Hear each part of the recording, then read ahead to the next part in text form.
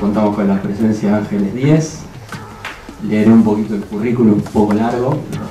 Ella es doctora en Ciencias Políticas y Sociología de 1997, actualmente profesora del Departamento de Cambio Social de la Facultad de Ciencias Políticas de la Universidad Complutense de Madrid. Si hiciéramos una encuesta en la calle, en los bares, en la universidad, en los centros de trabajo y preguntáramos sobre la opinión que merecen los medios de comunicación de masas, nos encontraríamos con respuestas muy negativas. Nos dirían: los medios mienten, los medios censuran, los medios nos manipulan. Si hay tal descrédito de los periodistas, si además todos somos conscientes de que los medios nos mienten, nos engañan, nos manipulan, ¿cómo es que seguimos creyendo lo que nos cuentan los periodistas? ¿O cómo es que sin creerles nos comportamos como si los creyeran? La prensa no se vende si las empresas de medios se están perdiendo dinero continuamente. La otra pregunta es: ¿cómo es posible que sigan subsistiendo? ¿Cómo es posible que todavía tengamos periódicos, que todavía tengamos radios y que, estando en crisis las grandes empresas mediáticas, sin embargo, se mantengan?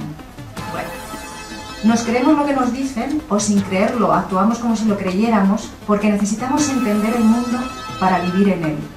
Y siendo cada vez más débiles los lazos sociales, los medios masivos son quienes han acabado por monopolizar el relato del mundo. La labor del periodismo en el capitalismo es fundamentalmente elaborar relatos coherentes que destruyen a su vez la posibilidad de otros relatos que vengan de otras fuentes que no sean el poder político y el poder económico. No podemos entender lo que son y la función que cumplen los medios de comunicación de masas separados del tipo de sociedad y de las relaciones de poder que se dan en la sociedad. La función que cumplen es la de fabricar el consentimiento, la aceptación.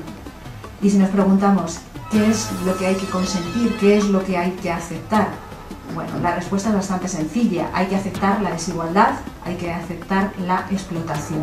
En esta época surge también el paradigma del periodismo como cuarto poder, que es en ese periodismo ya de masas, ya en el siglo XX, en donde los periodistas y sobre todo las empresas ya mediáticas tratan de defender su espacio, argumentando que están al servicio de la población, que no son instrumentos del poder político ni del poder económico, sino que forman parte de las democracias, de los sistemas representativos, como ese cuarto poder que actúa vigilando al poder político. ¿No? Es el paradigma que empieza a legitimar esa nueva forma de hacer periodismo. El capitalismo, es decir, un sistema basado en la explotación, no puede subsistir sin apropiarse también de los medios de producción de conciencia.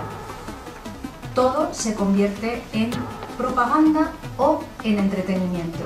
La imagen que se difundió sobre las Torres Gemelas, la información que se dio, sintetiza esas dos funciones del periodismo actual, en la que ya no se hace periodismo, ya se hace propaganda que legitima las intervenciones armadas, en el caso de las Torres Gemelas, la invasión de Afganistán, la guerra con Afganistán, y a partir de ahí toda esa lógica en la que Estados Unidos, en la cabeza del imperio, empieza a articular la nueva doctrina de guerra. La nueva doctrina de guerra que no es del 2001 ni es de las Torres Gemelas, sino que ya se puso en marcha con la legitimación de la intervención en Yugoslavia, la guerra de Yugoslavia, que es el famoso la intervención humanitaria, que Clinton es el que la desarrolla más ampliamente.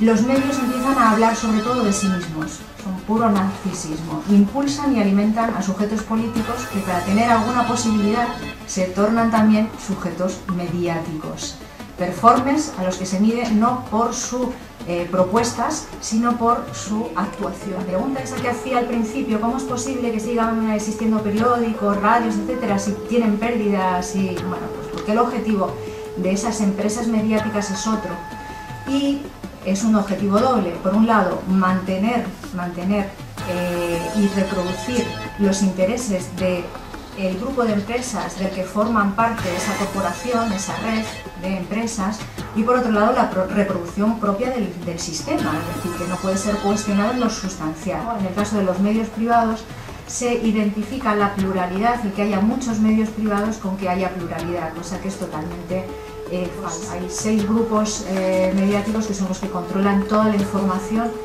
casi el 99% de la información que circula por el mundo. Toda la información está construida, está elaborada. Es un recorte de realidad que tiene... Chomsky hablaba de filtros por los que pasa, y hablaba de la censura. Diríamos que hay como 5 P's que son las que podrían traducirse en esos controles, en esos filtros que habla Chomsky. Sería la propiedad, sería la publicidad, sería también el periodista, que tiene sus propios valores y su propia ideología, que también actúa ahí censurando. No existe la posibilidad de desentrañar cuál es todo el proceso de elaboración de esa mercancía, que es la información.